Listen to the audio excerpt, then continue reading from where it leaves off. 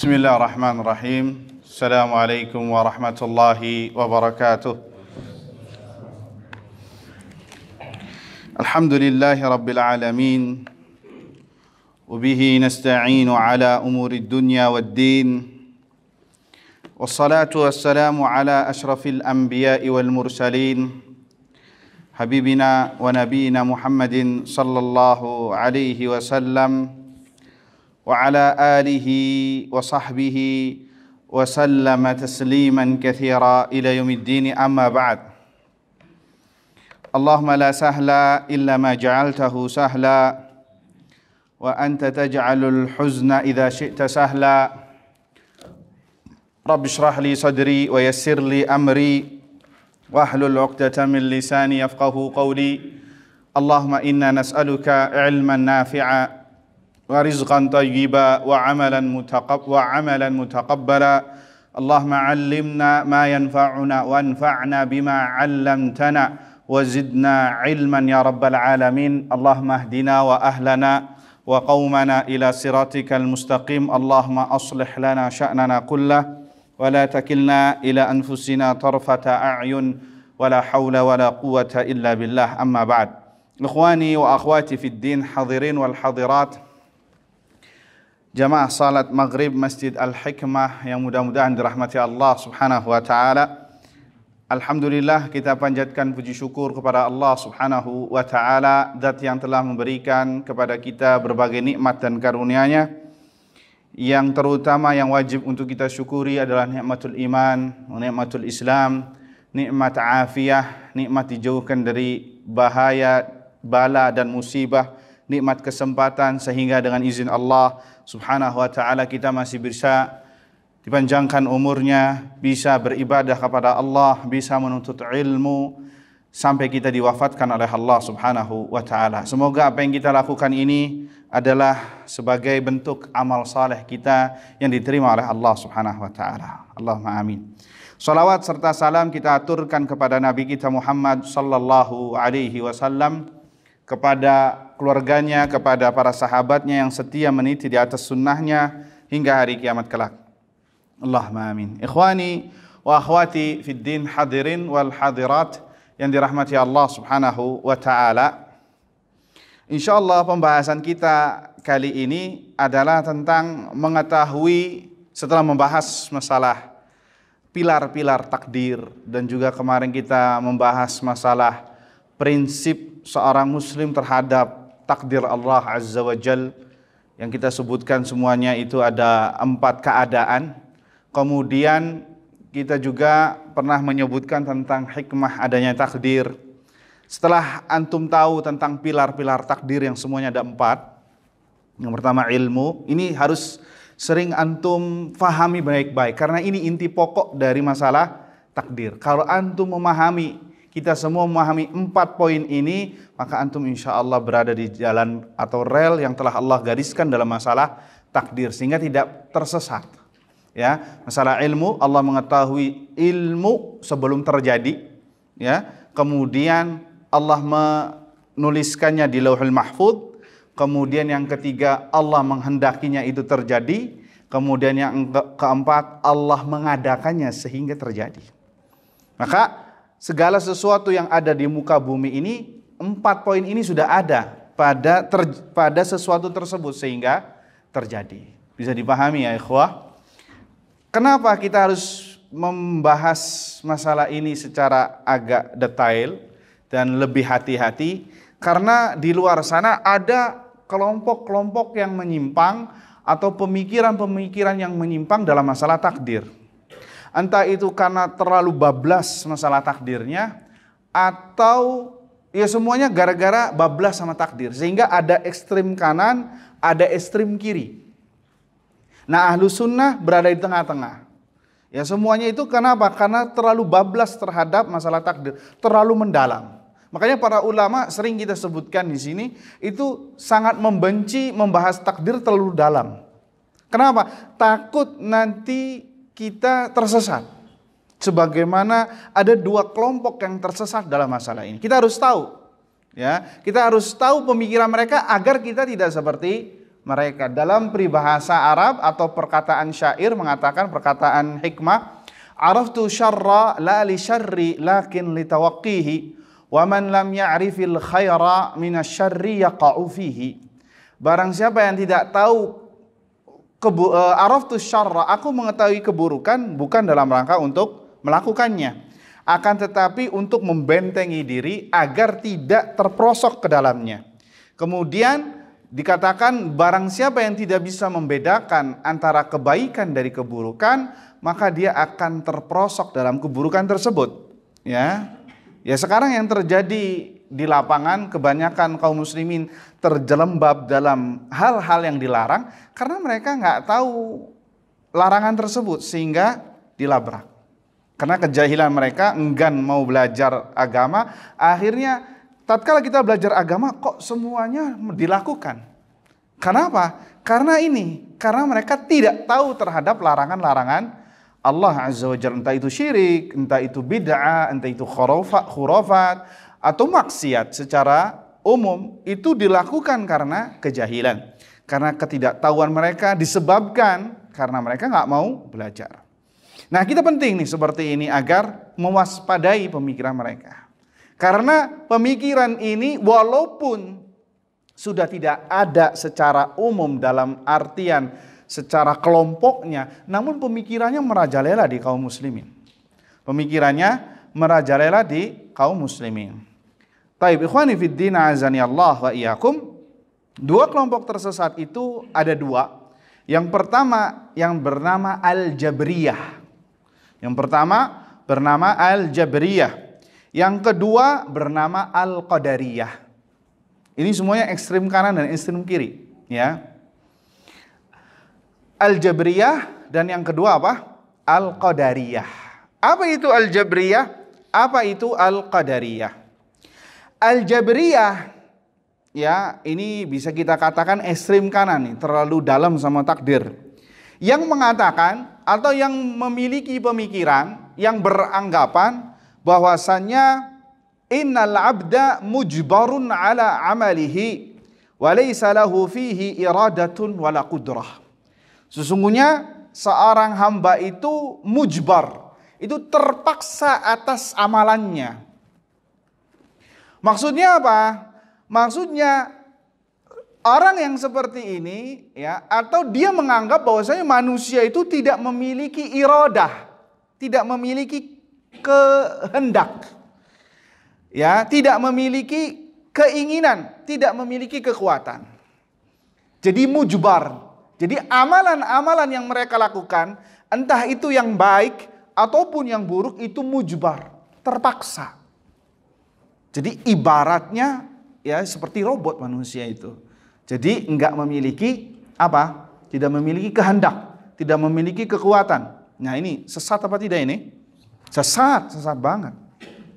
Sehingga nanti berujungnya bahwa nanti ada misinya ini, ada misinya. Apa misinya? Ente nggak boleh larang orang berbuat maksiat, karena itu sudah takdir Allah. Karena yang gerakan itu semua adalah Allah. Lihat ya, syubhatnya sampai ke situ. Ya, punya misi mereka. Jadi ingin mengatakan haram itu mana telingamu bukan ini, tapi begini muter. Tuh, ini telinganya. Nah, ini sesat.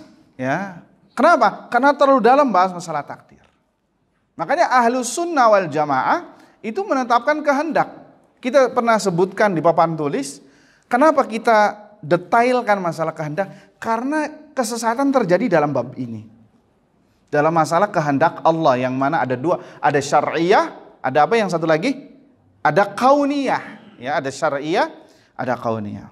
Ya. Jadi manusia itu ibarat robot. Menurut mereka seperti daun atau bulu yang dihembuskan oleh angin, sehingga mengikuti gerak anginlah. Itulah manusia dalam bab takdir, kata mereka. Tidak memiliki kehendak, tidak memiliki kekuatan. Semua yang gerakan siapa? Allah Azza wa Jalla. Jadi ibarat robot. Ya. Jadi orang yang seperti ini kalau ya datang ke masjid, itu yang gerakin Allah, bukan kehendak dia. Ya, jalan sendiri. Seperti itu. Antum naik motor ngegas, ya ngegas terus, atau ngerem, itu Allah yang gerakin. kata orang ini Al-Jabriyah. Sesat apa tidak? Sesat banget ya. Sesat banget ya. Sehingga nanti nggak ada amar ma'ruf nahi mungkar. Kenapa? Itu semua Allah yang mengatur. Sudah, ente nggak boleh ngelarang. Ya. Ya, ini sesat. Makanya ditulis oleh Syekh Muhammad bin Shalih Utsaimin karena saking pentingnya bab ini agar kita mewaspadai pemikiran mereka. Dan ini pun juga pemikiran seperti ini banyak berkeliaran di kaum muslimin. Ya, pemikiran seperti ini banyak berkeliaran di kaum muslimin. Tatkala antum mengomentari atau mengingkari kemungkaran, sudahlah, nggak boleh merasa benar sendiri. Itu kan semua terjadi atas kehendak Allah. Ya, itu semua terjadi atas kehendak Allah. Jadi jangan diingkari. Kenapa? Karena ada pemikiran seperti ini dan ini tersebar di masyarakat. Wabil khusus masyarakat awam. Ya, ini sangat sesat sekali. Nanti kita sebutkan bagaimana sanggahannya yang disebutkan oleh para ulama. Tapi golongan yang kedua adalah lawan dari Al-Jabriyah. Kalau tadi Jabriyah ekstrem kanan, ya, terlalu beriman dengan takdir sehingga bablas. Yang kedua ini ya dalam rangka untuk membantah Al-Jabriyah tadi. Dan saking membantahnya terlalu ekstrim sehingga menjadi ekstrim kiri. Saking ekstrimnya tidak percaya dengan takdir. Tidak percaya dengan takdir. Apa kata mereka? Innal abda mustaqillun bi'amalihi fil iradati wal qudrah. Sesungguhnya seorang hamba itu merdeka terhadap amalannya. Apa yang dimaksud merdeka? Dalam hal kehendak, dalam hal kekuatan, kemampuan. Dan tidak ada campur tangan Allah terhadap seorang hamba. Lihat, ngeri tidak? Ngeri banget. Artinya Allah tidak boleh ngutak-ngutik. Nggak ada haknya Allah untuk ngutak-ngutik seorang hamba. Seorang hamba itu merdeka terhadap amalannya. Dari segi kehendak dan dari segi kemampuan. Ya, jadi merdeka. Nggak ada campur tangan Allah Subhanahu wa Ta'ala. Sehingga seorang qadariyah ini yang berpikiran seperti ini, kehendak Allah nggak boleh ikut campur dengan kehendak manusia. Ya, ini salah juga, ini ekstrim kiri. Sehingga mereka mengingkari dengan takdir. Dan itu terjadi di zaman sahabat. Dan sahabat berlepas diri terhadap apa yang mereka yakini dari qadariyah ini. Yang disebutkan oleh Abdullah bin Umar, tatkala disampaikan ada orang yang nggak percaya dengan takdir, katakanlah bahwasannya Abdullah bin Umar berlepas diri dari mereka. Jika mereka berinfak dengan emas sebesar gunung Uhud, Allah tidak menerima infak mereka sampai mereka beriman dengan takdir yang baik dan yang buruk. Ya, ini ngeri sekali. Dan yang semisal ini itu banyak juga pemikirannya di kaum muslimin. Ya. Banyak juga seperti yang berkeliaran di kaum muslimin. Seperti apa? Kalau tadi masalah kemungkaran di Jabriyah, kalau di sini masalah kebaikan biasanya. Contohnya masalah apa? Masalah kalau dia diberikan kekayaan.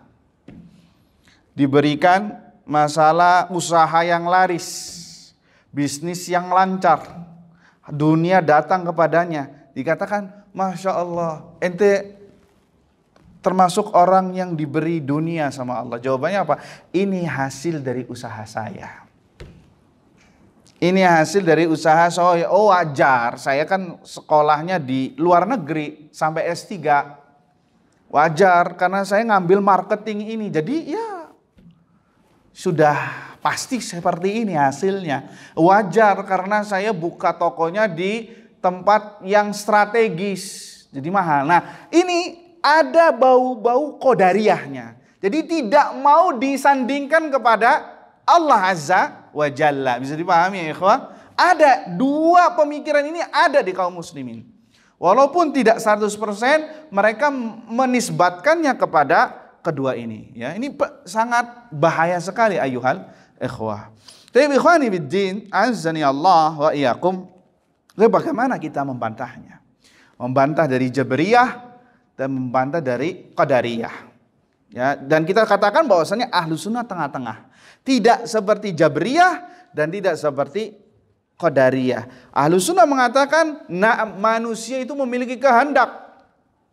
Akan tetapi kehendak manusia di bawah kehendak Allah Azza wa Jalla. Ini kita sebutkan bantahannya terhadap kedua kelompok ini. Taib. Khawani fiddin azani Allah wa iyyakum. Bantahan yang pertama ditujukan kepada Al-Jabriyah. Antum harus pahami Jabriyah itu apa? Yang mengatakan bahwasannya apa? Manusia itu seperti robot digerakkan sama takdir. Ya, jaber itu artinya terpaksa. Jaber itu yang digerakkan, ya. Artinya manusia seperti robot. Artinya itu semua murni dari kehendak Allah. Jadi Allah yang ngatur semua. Manusia nggak punya kehendak. Antum ke masjid itu kakinya berjalan sendiri, ya, menuju ke sini untuk mendengarkan kajian. Bisa dipahami, ya? Itu kata mereka. Bagaimana kita membantahnya? Disebutkan oleh Syekh Muhammad bin Shalih Al-Utsaimin rahimahullahu taala, dibantah dengan dua sisi. Yang pertama dari segi syariat, dan yang kedua dari segi fakta. Dari segi syariat, Allah Subhanahu wa taala telah menetapkan bagi seorang hamba itu kehendak dan keinginan, ya. Allah Subhanahu wa taala telah menetapkan kehendak dan keinginan, wa adhafal amala ilaihi, dan telah menisbatkan amalan kepada manusia. Artinya Allah Subhanahu wa taala telah menetapkan kehendak bagi manusia. Jadi manusia itu punya kehendak apa tidak? Punya kehendak. Taib, kita sebutkan dalil-dalilnya. Dalilnya banyak, ya, kalau kita sebutkan banyak. Ada 3 dalil di sini disebutkan oleh Syekh Utsaimin dalam surat Al-Imran ayat 152. Allah Azza wa Jalla berfirman, minkum man yuridud dunya wa minkum man yuridul akhirah. Kata Allah Azza wa Jalla, ya, di antara kalian ada yang menginginkan dunia dan di antara kalian ada yang menginginkan akhirat. Lihat, Allah mengatakan di antara kalian man yuridu iradah. Ada yang menginginkan, yang berkehendak untuk dunia. Dan ada di antara kalian, wahai manusia, wahai kaum muslimin, yang lebih suka, yang lebih demen, yang lebih menyukai, berkehendak terhadap amalan akhirat. Lihat, Allah di sini menetapkan kehendak apa tidak? Menetapkan kehendak bagi manusia apa tidak? Menetapkan. Itu dalil pertama. Dalil kedua, Allah Azza wa Jalla berfirman dalam surat Al-Kahfi ayat 29. Wa qulil haqqu mir rabbikum, dan katakanlah al-haq itu dari Rabb kalian. Kemudian Allah mengatakan faman syaa'a falyu'min wa man syaa'a falyakfur. Barang siapa yang ingin beriman, ya, faman syaa'a falyu'min wa man syaa'a falyakfur.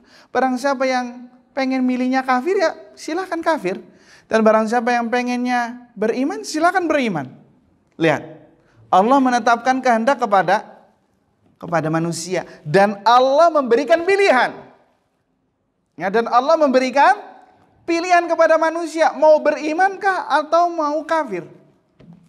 Kalau kita pakai akidahnya Jabriyah, maka nggak boleh seperti ini, harus dicoret. Kenapa? Karena manusia itu bagaikan robot. Iya apa tidak? Ya, robot, maka yang seperti ini nggak ada. Allah yang menetapkan langsung. Tapi Allah mengatakan di sini, siapa saja yang mau beriman silahkan. Siapa yang mau kafir juga silahkan. Itu urusannya mereka masing-masing. Tapi ingat ayat setelahnya, inna a'tadna lidh-dhalimina naran ahata bihim suradiquha. Tapi kami akan menyiapkan bagi orang-orang zalim api neraka yang membakar. Ya, jadi Allah Subhanahu wa taala telah menetapkan pilihan bagi manusia. Ya, mau kebaikan silahkan, mau beriman masuk surga. Kalau pengen keburukan juga silahkan jadi kafir, ya nanti balasannya neraka. Ya, jadi di sini Allah memberikan pilihan. Jadi batillah persangkaan orang-orang Jabriyah yang mengatakan manusia bagaikan robot. Karena Allah telah memberikan kehendak kepada manusia. Tapi kita berhenti sebentar di ayat ini. Karena ada orang yang sesat yang berdalih dengan dalil yang tadi kita bacakan surah Al-Kahfi ayat 29. Kenapa? Kata dia, ini seorang profesor, doktor ya, yang memiliki metode tafsir yang sering keluar di TV itu. Yang mengatakan kita nggak boleh ya mengutak-ngutik agama orang atau menyuruh orang untuk muslim mukmin ya, atau menyuruh dia mengubah dia untuk menjadi muslim dari kafir, nggak boleh. Kenapa? Karena itu hak prerogatif masing-masing orang. Ya, jadi nggak boleh menyuruh orang untuk muslim, nggak boleh. Kenapa? Karena Allah sendiri telah mempersilahkan kalian kita semua untuk beriman atau kafir.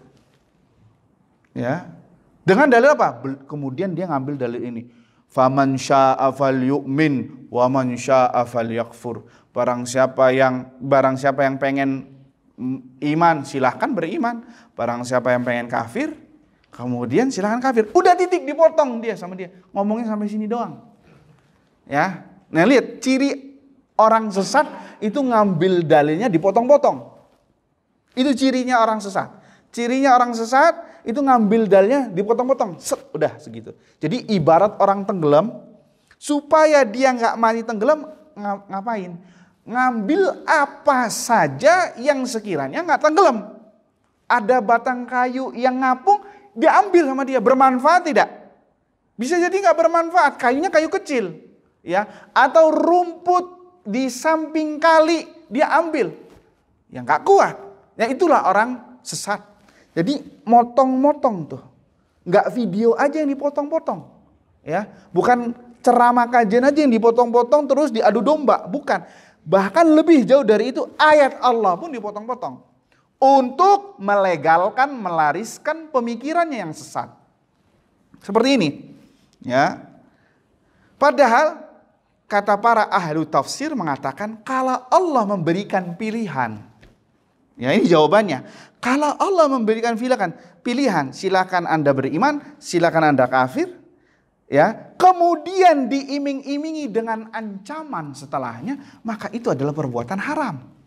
Perbuatan yang harus dihindari. Makanya Allah mengancam kan, inna a'tadna lidzalimina naran ahata suradiquha. Ya, sesungguhnya kami telah menyediakan bagi orang-orang zalim yang kafir dengan neraka jahanam. Taib. Logikanya seperti ini. Antum punya anak, ya. Anaknya bandel.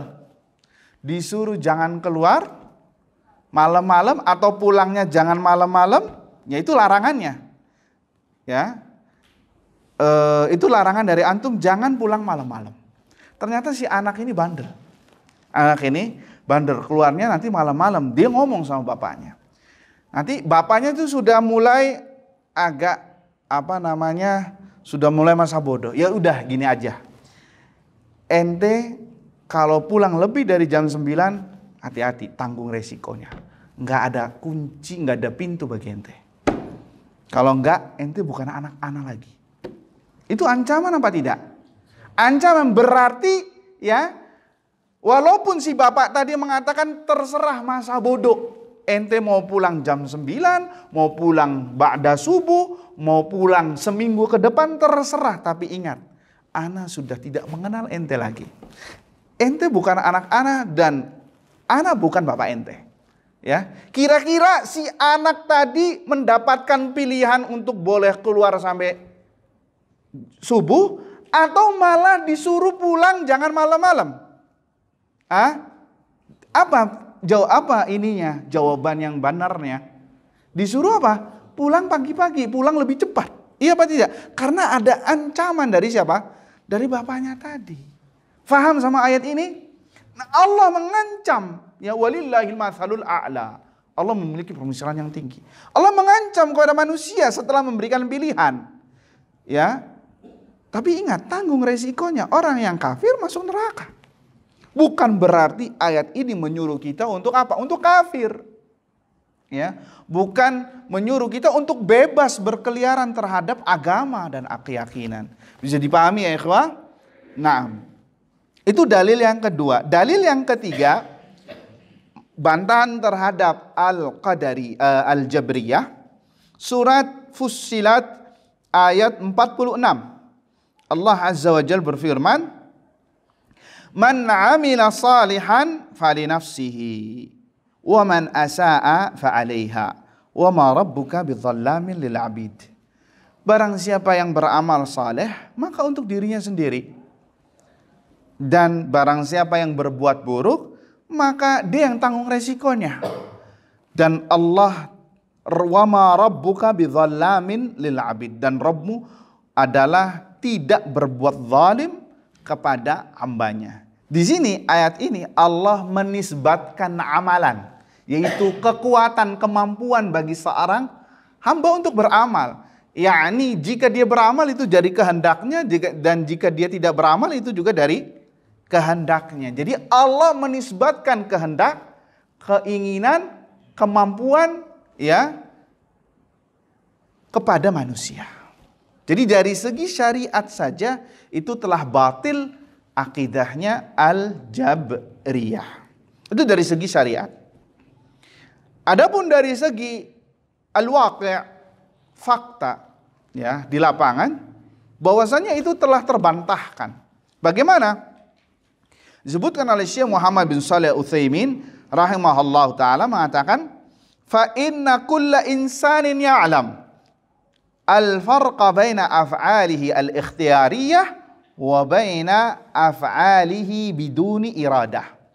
Karena seorang itu bukan kadang, sudah pasti bisa membedakan mana perbuatan yang dengan kehendaknya dan keinginannya, dan mana perbuatan yang tidak dilakukan karena kehendaknya, di luar kehendak. Seperti apa? Ketika seorang ingin makan, maka makan. Ingin minum, maka minum. Ingin tidur, maka langsung tidur. Artinya ada kehendak nggak di situ? Ada kehendak.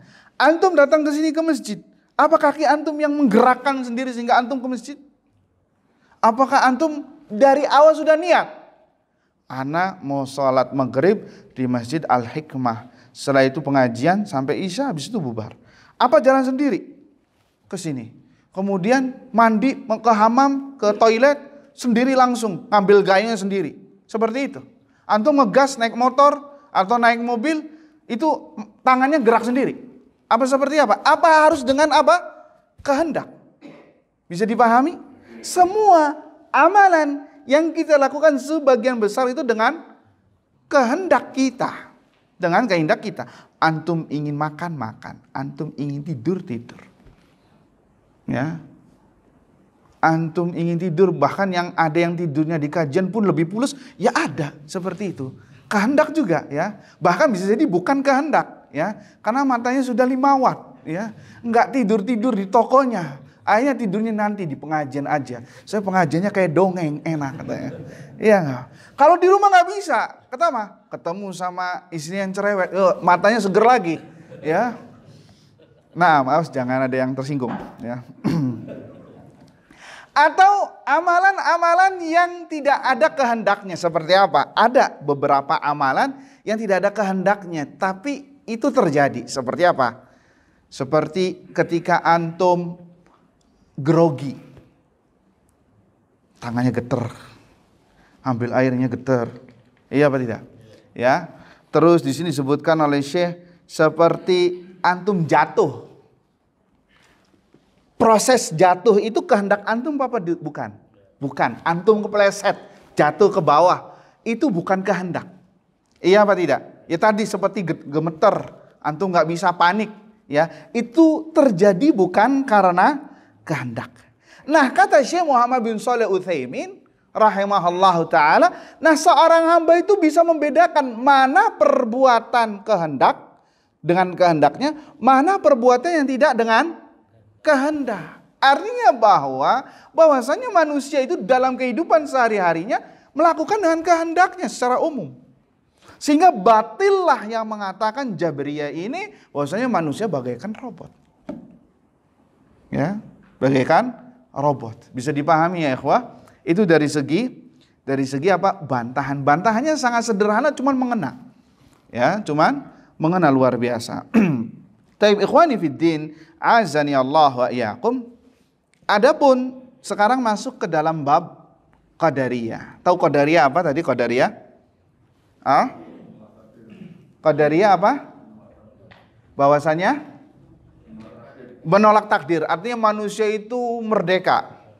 Ya, merdeka dengan amalnya, Allah tidak campur tangan atas kehendaknya. Jadi murni kehendak manusia. Bagaimana cara menjawabnya?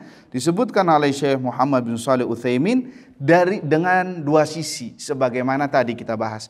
Dari sisi syariat dan dari sisi akal, logika. Dari sisi akal dan logika. Dari sisi syariat telah kita bahas, dan ini pilar takdir yang keempat, bahwasannya Allah pencipta segala sesuatu.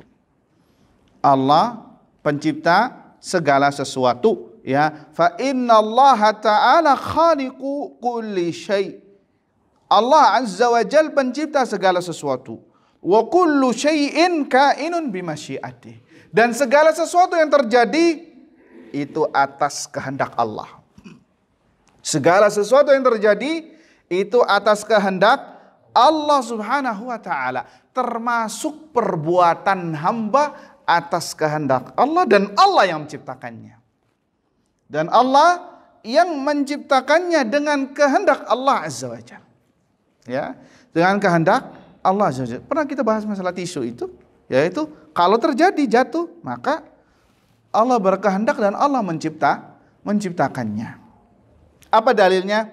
Dalam surat Al-Baqarah ayat 253 dan surat As-Sajdah ayat 13. Ya. Jadi paham maksudnya Syekh Shalih Al-Utsaimin mengatakan bahwa seluruh perbuatan manusia itu Allah yang menciptakannya dan atas izin Allah Azza wa Jalla. Ya, terjadi semua yang terjadi, baik yang baik maupun yang buruk, itu Allah yang berkehendak dan Allah yang menciptakannya. Dalilnya adalah surat Al-Baqarah 253, walau sya'allahu maqtatala alladhina min ba'dihim min ba'di ma ja'atuhumul bayyinatu walakin ikhtalafu faminhum man aman wa minhum man kafar walau sya'allahu maqtatalu walakinnallaha yaf'alu mayurid. Sekiranya Allah berkehendak, maka tidak ada terjadi pertikaian, ya, di antara mereka mim ba'di ma ja'atuhumul bayyinat, setelah datang kepada mereka keterangan dan bukti. Walakin ikhtalafu, akan tetapi terjadi perselisihan.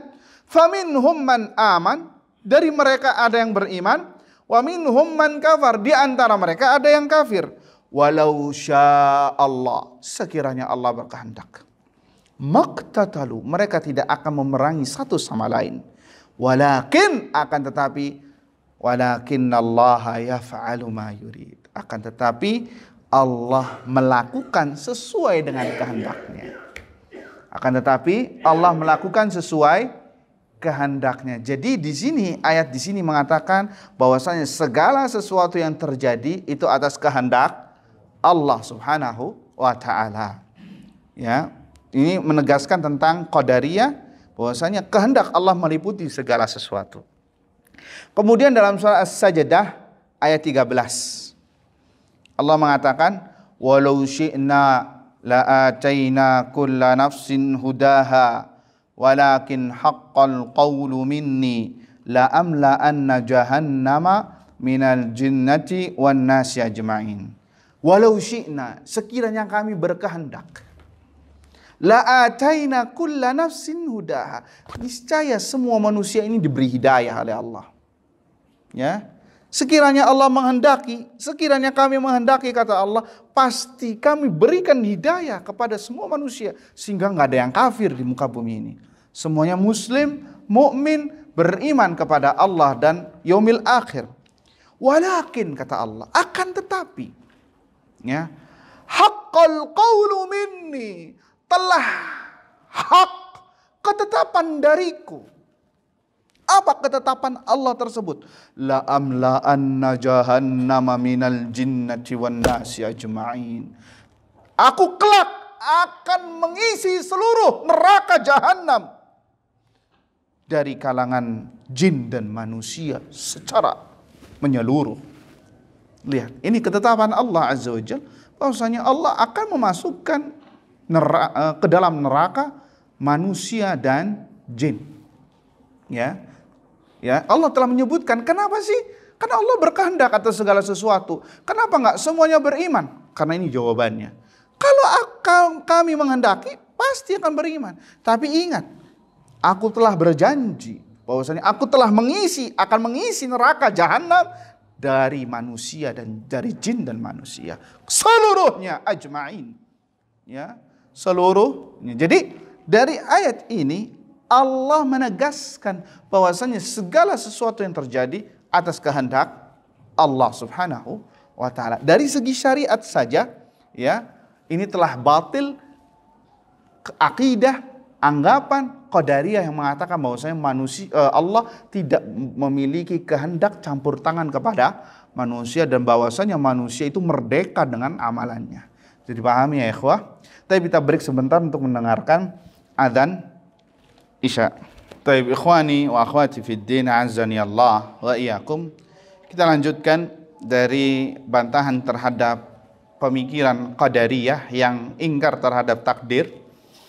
Bahwasanya tadi secara syariat Allah segala sesuatu yang terjadi itu bahwasanya terjadi atas kehendak Allah dan Allah yang menciptakannya. Sehingga termasuk perbuatan manusia itu atas kehendak Allah Subhanahu wa taala. Adapun dari segi al-aqlu, logika, ya, kita bisa bantah mereka dengan mengatakan fa innal kauna kullahu mamlukun lillahi ta'ala, bahwasanya seluruh alam jagat raya ini itu kepunyaan Allah Azza wa Jalla, milik Allah Azza wa Jalla. Dan manusia bagian dari kepemilikan Allah ini, bagian dari kauniyah ini, bagian dari alam raya ini.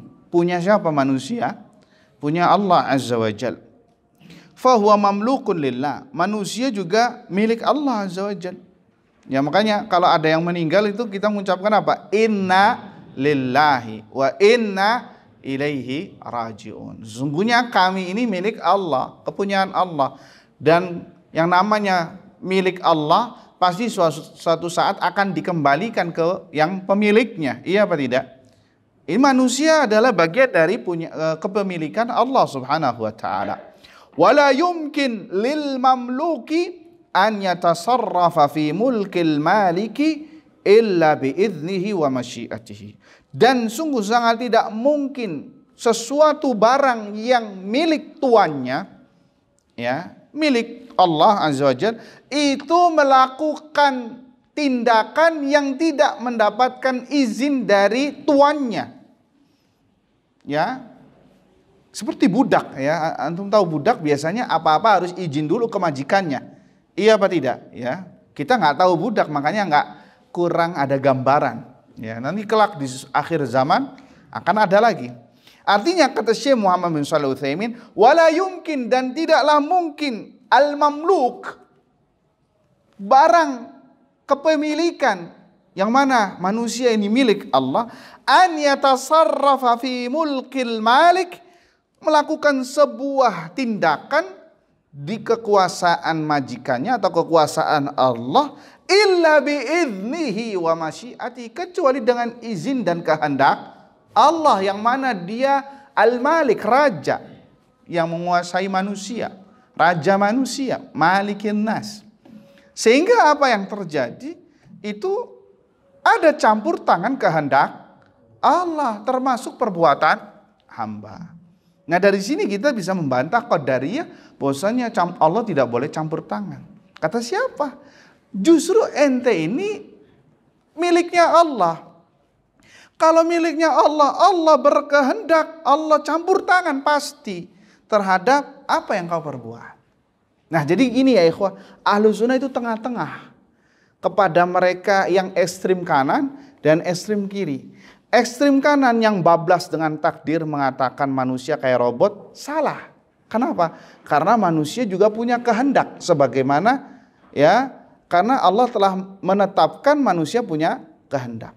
Sehingga apa yang dilakukan oleh manusia itu atas kehendak Allah Azza wa Jalla. Kemudian juga Ahlus Sunnah tengah-tengah terhadap pemikiran Qadariyah yang mengatakan Allah tidak boleh campur tangan. Manusia itu bebas. Kita katakan salah. Kenapa? Karena segala sesuatu itu terjadi atas kehendak Allah. Sehingga kita katakan Ahlus Sunnah bahwasanya manusia memiliki kehendak. Akan tetapi kehendak manusia di bawah kehendak Allah. Maka disitulah kita tengah-tengah. Tidak ekstrem kanan, tidak ekstrem kiri. Manusia mempunyai kehendak, akan tetapi kehendak manusia di bawah kehendak Allah Azza wa Jalla. Wa ma tasyauna illa ayyasha Allahu rabbul alamin. Dan tidaklah kalian berkehendak kecuali atas kehendak Allah Azza wa Jalla. Bisa dipahami ya ikhwah? Naam. Alhamdulillah. Kemudian sedikit kita akan ambil ya, dan ini juga buah dari pemikiran Jabriyah yang menyebar di masyarakat. Ya, apa pemikiran atau buah hasil dari pemikiran Jabriyah yang mengatakan manusia itu kayak robot? Bahwasannya mereka itu kalau berbuat maksiat berhujjah atas nama takdir. Berhujjah atas nama takdir. Ini banyak kita temui. Ya, nggak boleh ente menghina si fulan. Itu dia melakukan kayak gitu atas takdir Allah Azza wa Jalla. Ya, nggak boleh ente ngelarang ana. Ini takdir Allah. Faham apa tidak? Jadi dia mengatakan ini berujung lagi kepada kehendak. Ya, kehendak Allah. Kan kehendak Allah ada kauniyah, artinya lebih umum. Termasuk maksiat itu terjadi juga atas kehendak Allah Azza wa Jalla. Sehingga mereka ngambil ini, comotan ini. Oh, kalau kayak gitu boleh dong kita bermaksiat. Kan ini juga kehendak Allah. Makanya kita bantah ada 7 poin kita sebutkan secara ringkas saja karena waktunya sudah habis ya. Yang pertama bisa dipahami ya. Soalnya adalah, pertanyaannya adalah, ini bukan tes ujian ya. Pertanyaannya tadi mana tuh? Bahwasanya manusia itu, bahwasanya mereka bermaksiat atas dasar takdir. Ente, saya mau berzina, ente jangan larang ana berzina karena ini kehendak Allah. Itu loh maksudnya. Faham apa tidak? Ana telah mencuri, nggak boleh ente hukum ana karena ini atas kehendak Allah. Jadi ente nggak boleh menghina saya, menghujat saya. Kalau ente menghina saya berarti anda menghujat Allah, menghina Allah. Itu loh maksudnya. Faham? Maka kita bantah pemikiran seperti ini dan ini sangat banyak. Ada sekitar 7 poin kita sebutkan secara ringkas. Yang pertama, hujah ente ini salah dan batil. Kenapa? Hujah ini pernah dan akan dibawakan oleh orang-orang musyrik di hari kiamat nanti. Ketika mereka diazab di api neraka, mereka mengatakan, ini dalam surat Al-An'am 148. Kata Allah Azza wa Jal, sayaqulu alladhina asyraku law syaa Allah ma asyrakna wala abauna. Orang-orang musyrik mengatakan, kata Allah, sekiranya kami tidak berbuat, law syaa Allah, lihat, sekiranya Allah menghendaki, kami tidak akan berbuat syirik dan bapak moyang kami pun enggak berbuat syirik. Lihat, mereka berhujah atas takdir apa tidak? Berhujah atas takdir. Tapi apa kata Allah? Ya, kadzalika kadzdzabal ladzina min qablihim hatta dzaqu ba'sana. Dan begitu juga orang-orang yang berbuat dusta atau yang telah mendustakan ayat-ayat kami sebelum mereka sampai kami siksa. Berarti Allah menerima uzur mereka tidak dengan takdir? Tidak. Kenapa? Allah tidak menerima uzur mereka. Karena kalau Allah menerima ya sudah nggak usah diazab. Iya apa tidak? Tidak, nggak diterima oleh Allah. Bahkan Allah mengatakan, Qul hal, ini bantahannya. Qul hal 'indakum min 'ilmin fatukhrijuhu lana? Katakanlah, apakah kamu mempunyai sesuatu pengetahuan sehingga dapat kamu mengemukakannya kepada kami? Artinya apa? Takdir itu sesuatu yang kita nggak tahu. Apakah ente bisa berhujjah dengan takdir yang mana kebanyakan nggak tahu kepada kami? Nggak diterima sama Allah Azza wa Jalla, sehingga masuk ke dalam neraka. In tattabi'una illa dhann wa in antum illa takhrusun. Kalian ini tiada lain kecuali mengikuti hawa nafsu saja, prasangka saja, dan kalian ini orang-orang yang berdusta. Ya, orang-orang yang berdusta. Jadi mereka berhujjah dengan takdir tidak diterima. Maka kita katakan kepada orang yang berzina tadi, fadal, nggak apa-apa, ente berzina atas nama takdir, ya sudah, tanggung resiko di hari kiamat. Kira-kira diterima apa tidak? Sama seperti orang kayak gini. Itu yang pertama. Yang kedua, bahwasanya Allah telah mengutus Nabi Muhammad kepada kita sebagai iqamatul hujjah, sebagai penegakan hujjah. Antum bisa simak dalam surat An-Nisa 165. Ya, rusulan mubasyirina wa mundhirin li'alla yakuna lin-nasi 'ala Allahi hujjatun ba'da rusul wa kana Allah azizan hakima.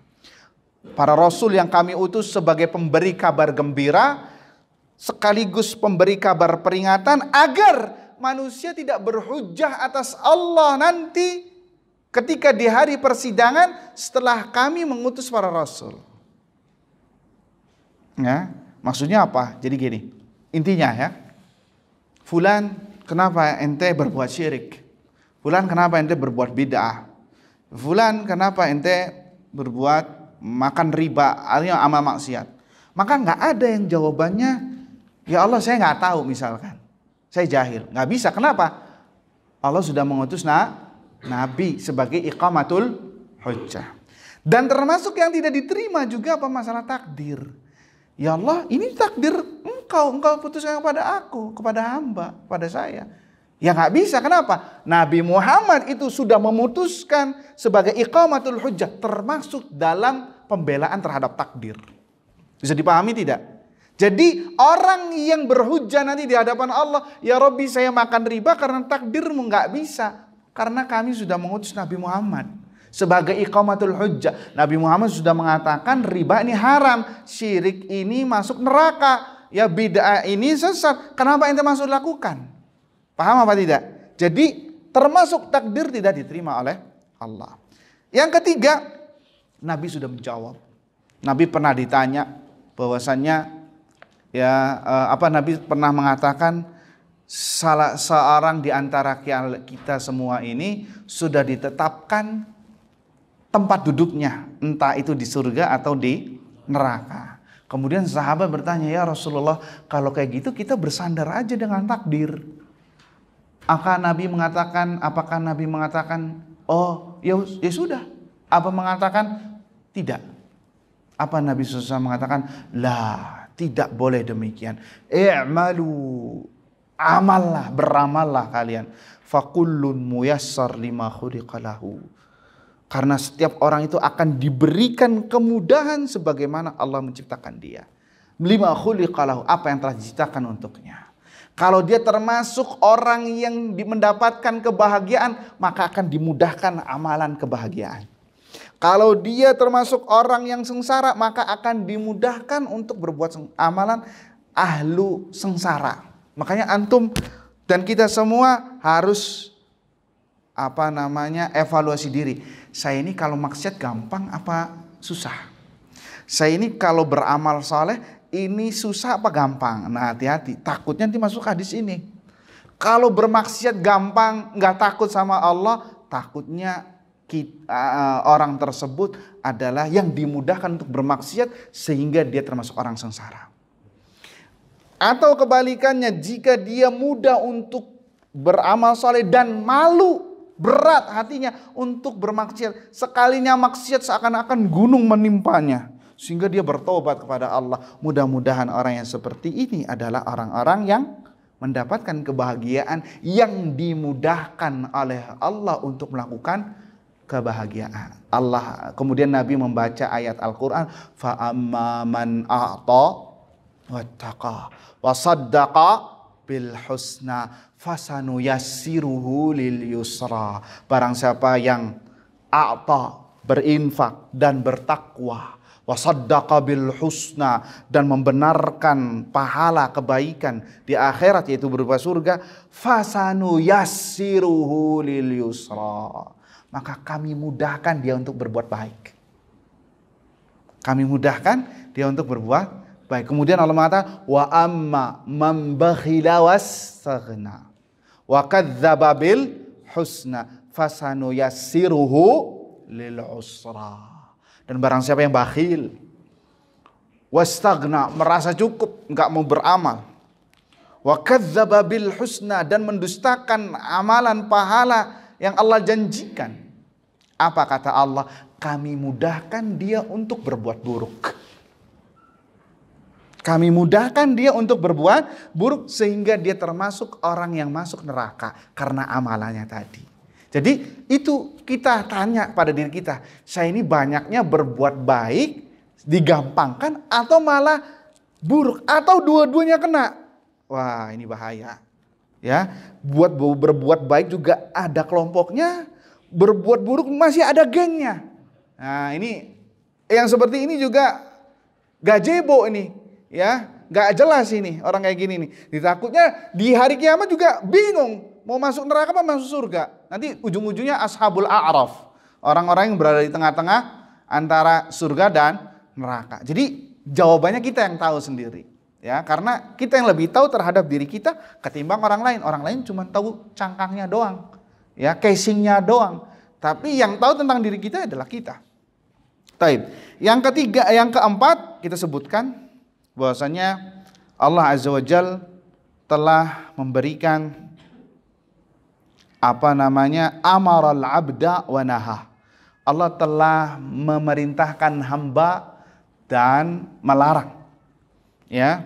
Walam yukallifhu illa ma yastati, dan Allah tidak membebani kecuali yang mudah dan bisa dilakukan. Ya, bisa dilakukan. Allah Azza wa Jalla berfirman, fattaqullaha mastata'tum, bertakwalah kepada Allah semampu kalian. Wala yukallifullahu nafsan illa wus'aha. Allah tidak membebani jiwa kecuali yang bisa dilakukan.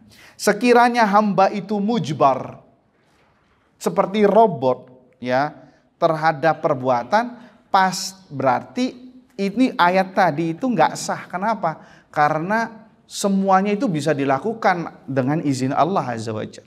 Karena ada perkara yang bisa kita lakukan, ada yang tidak bisa. Iya apa tidak? Antum kalau sholatnya berdiri sakit boleh duduk, iya apa tidak?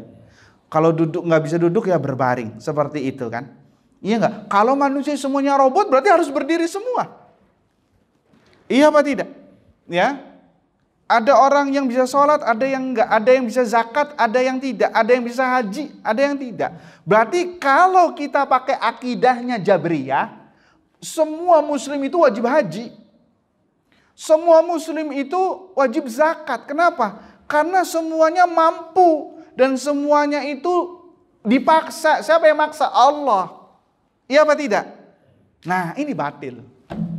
Ya, karena pada hakikatnya ada yang mampu, ada yang lemah, ada yang kuat, ada yang loyo dan lain sebagainya, ada yang bisanya cuma sampai A, ada yang bisanya sampai B. Maka dalil yang seperti ini tidak bisa dijadikan kudrah.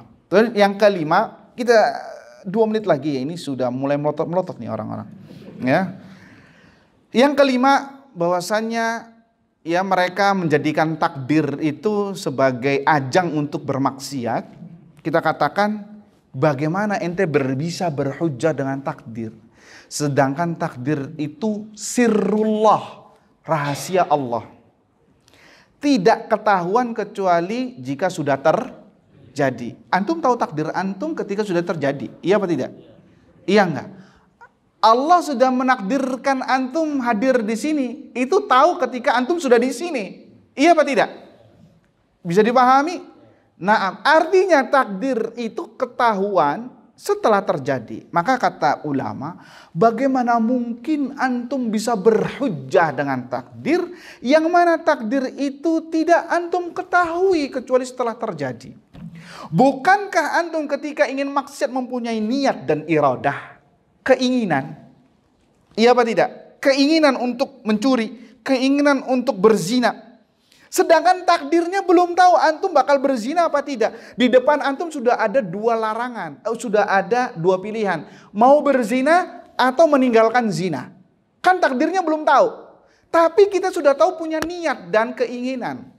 Nah kata Syekh, bagaimana antum bisa berhujjah dengan sesuatu yang belum tahu. Dan meninggalkan sesuatu yang tahu. Apa meninggalkan sesuatu yang tahu? Yaitu keinginan dan azam, tekad. Maka yang seperti ini salah. Yang seperti ini salah, nggak bisa. Ya sama seperti orang sakit, ya orang sakit, dia nggak tahu bisa sembuh apa tidak. Maka caranya dengan apa? Dengan berikhtiar. Iya apa tidak? Ya berikhtiar karena nggak tahu dia mati kah atau sembuh dari sakitnya tersebut. Apakah dia bakal mengatakan tenang, umur di tangan Allah, udah rokoknya lanjut, ya. Sampai ada tuh di ICU, ini sudah di ICU nih, minta nangis sama perawatnya, tolong rokok, ya, minta rokok. Kalau enggak, saya cabut nih infusnya, ya. Kalau susternya masih, kalau sudah masa bodoh, silakan bapak cabut, umurnya bapak kok, saya iya nggak tidak, ya, seperti itu. Sampai keluarganya angkat tangan, ya kenapa? Ya seperti ini, jabriyah, hampir ada pemikiran seperti itu. Na'udzubillah min dzalik. Taib ikhwani fiddin azani Allah wa yakum. Yang keenam. Ya, kita 6 habis itu 7. Sebelum akhir ya. Sabar sedikit. Bahwasanya ya kalau pengen capek-capeknya ana lebih capek, lebih banyak ngotot ya. Ya antum tinggal duduk manis, enak. Yang keenam, bahwasanya manusia itu sangat-sangat semangat dalam mendapatkan hal-hal yang bermanfaat dalam urusan dunia. Iya apa tidak? Dalam urusan dunia, pergi ke toko, ke pasar, ke kantor, ya mencari rezeki, ya mencari sesuap nasi dan sebongkah berlian kata orang. Iya apa tidak? Ya, dia semangat tuh luar biasa. Kenapa? Karena ada sesuatu yang diinginkan, yaitu berupa fulus, berupa harta, karena dia punya kewajiban. Iya apa tidak? Dia itu kenapa kok tidak berhujjah dengan takdir? Kan tenang, Allah Maha Ar-Razzaq, Maha pemberi rizki. Ya sudah kita di rumah saja. Kan tidak ada tuh yang kayak gitu. Nggak ada. Tapi semua berusaha untuk apa? Untuk mencari rizkinya yang telah Allah gariskan. Iya apa tidak? Nggak ada tuh yang berhujjah dengan takdir yang seperti ini, nggak ada. Kalau ada nggak waras. Nggak waras. Kenapa? Semua orang tahu pasti akan ngambil sebabnya. Iya apa tidak? Nah ini yang disebutkan oleh Syekh. Nah kenapa dalam urusan dunia dia bersemangat untuk mengambil sebab-sebabnya dan tidak berhujjah dengan takdir? Kok kenapa dalam masalah akhirat dia berhujjah dengan takdir? Bermaksiat, meninggalkan ketaatan, bermaksiat dalam kemudian mengatakan ini takdir Allah. Nggak seimbang, jomplang. Masuk apa tidak? Bisa sampai tidak pemahamannya. Kita dalam masalah dunia pagi, siang jadi malam, malam jadi siang. Untuk apa? Banting tulang. Ya, untuk mendapatkan tadi masalah dunia. Dan tidak ada yang berhujjah dengan takdir, nggak ada. Tapi giliran akhirat nggak mau melaksanakan ketaatan dalam rangka supaya bisa maksiat, berhujjah dengan takdir. Ini nggak adil namanya. Bisa dipahami? Ini nggak adil. Sebagai contoh tadi orang sakit.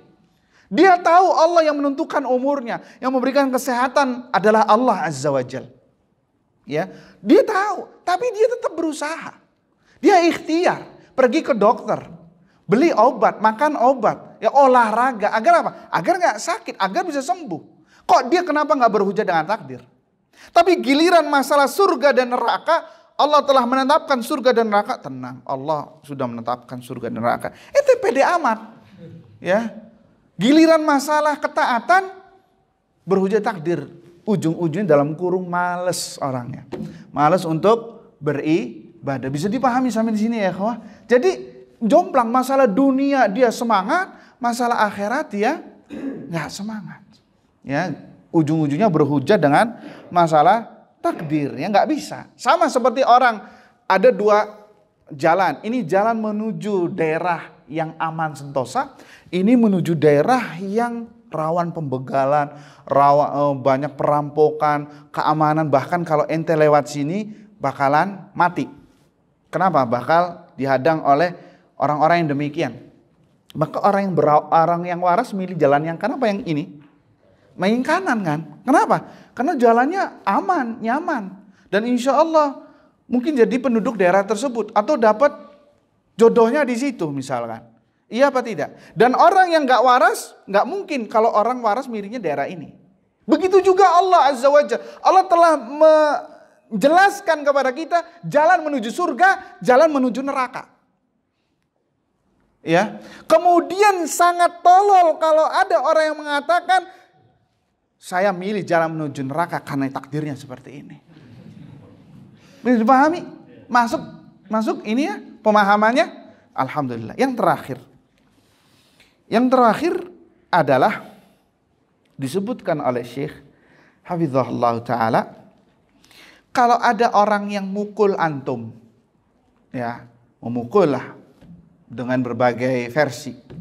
Kemudian orang yang mukulnya tadi, antum kira-kira ketika dipukul marah apa tidak?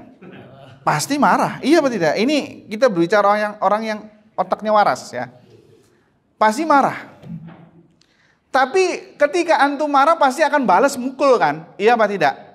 Ya, balas mukul. Tapi sebelum antum balas mukul, dia berkata, tenang. Ana mukul ente ini atas takdir Allah Azza wa Jalla. Hah? Ya, atas takdir Allah Azza wa Jalla. Kira-kira ente nambah marah apa reda marahnya? Nambah reda apa nambah marah? Nambah marah. Iya apa tidak? Ente gak bakal rito digituin. Ya, ketika ada orang yang mukul, ini anak mukul tangannya ngeplak sendiri katanya. Nggak bakal, orang waras nggak bakal nerima. Lah kalau ente aja masalah ini nggak nerima, masalah hak ente digituin atas nama takdir, bagaimana lagi Anda menyanyiakan hak Allah atas nama takdir?